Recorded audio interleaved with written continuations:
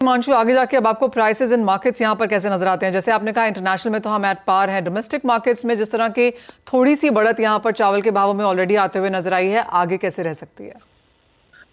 काफी बुलिश लग रहा है बिकॉज जैसे मैंने बताया कि हम पैडी सोर्स नहीं कर पा रहे हैं, पैडी होर्डिंग हो रही है बिकॉज ये जो एमएसपी इंक्रीज था लोगों को उम्मीद थी, अब तो ये उम्मीद से भी ज्यादा आया है। तो सब लोग जो रबी क्रॉप था उसको भी होल्ड करके खरीफ के सीजन में ही गवर्नमेंट को देना चाहेंगे क्योंकि रियलाइजेशन ज्यादा अच्छा होगा उनको। तो आने वाले समय में प्राइस वाइज हम काफी बुलिश हैं।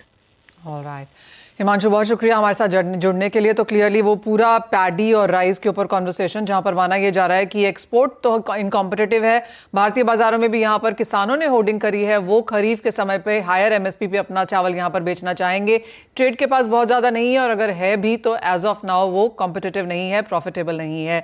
ये तो बात हुई चावल की, जहां पर हम राइस की जो बात है, हमने 7% का इजाफा यहाँ पर एमएसपी पे आता हुआ देखा है।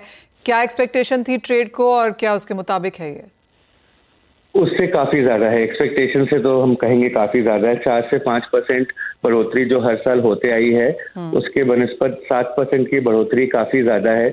इसी कारण जो मैंने पहले कहा कि हमारा राइस अब इंटरनेशनल मार्केट में शायद कॉम्पिटिटिव ना रहे। अगर गवर्नमेंट 20% ड्यूटी पर वापस से विचार करे तो शायद कॉम्पिटिटिवनेस वापस आ सकता है, बट अभी तो उसका अंदेशा नहीं लग रहा। हिमांशु, साथ ही साथ एक्सपोर्ट मार्केट्स फिलहाल यहाँ पर किस तरह की हैं और कैसे नंबर्स हमने बनते हुए देखे हैं पिछले कपल ऑफ क्वार्टर्स में? Couple of quarters, last quarter तो फिर भी ठीक था, बट आने वाले क्वार्टर में गंभीर समस्या दिखती है क्योंकि ऑर्डर बुक काफी वीक हो चुका है बिकॉज ऑफ प्राइस इंक्रीज। और हमारा जो अब ये एमएसपी के कारण मार्केट लोकल सेंटिमेंट काफी बुलिश है, तो उस चक्कर में बेचने में भी एक्सपोर्टर्स सोच रहे हैं एंड डेस्टिनेशन भी ऐसे प्राइसेस को भी एक्सेप्ट नहीं कर रहा है। तो बीते क्वार्टर्स में तो बिजनेस अच्छा हुआ है, बट आने वाले क्वार्टर्स चिंताजनक है। और अगर जैसे आपने कहा कि हम बहुत कॉम्पिटिटिव नहीं है, तो अगर हम ग्लोबल मार्केट से अपने आप को कंपेयर करें तो कितना प्रीमियम पे है Indian rice? Indian rice at par आ गया है। पहले डिस्काउंट पर था, तभी हमने पिछले 2 सालों में रिकॉर्ड एक्सपोर्ट किया है 21 मिलियन टन का, बट अब हम एट पार आ गए हैं। तो अब ये क्वांटिटी हम डिवाइड होता हुआ देखते हैं। तो इंडियन राइस का जो ओवरऑल फिगर था टोटल 21 मिलियन का, जिसमें से गैर बासमती 17 मिलियन था, ये मुझे 11 से 12 मिलियन तक घटता हुआ दिख रहा है। एंड हिमांशु, जहां तक इंडियन मार्केट्स की बात है, किस तरह की कंजम्पशन आप आता हुआ देखते हैं? क्योंकि ज्यादातर कमोडिटीज में अब ये माना जा रहा है कि जो प्रोडक्शन कंजम्पशन के नंबर सरकार की तरफ से आते हैं थोड़े से ऑन द बुलिश साइड होते हैं। इंडस्ट्री कैसे देखती है इन डोमेस्टिक नंबर्स को?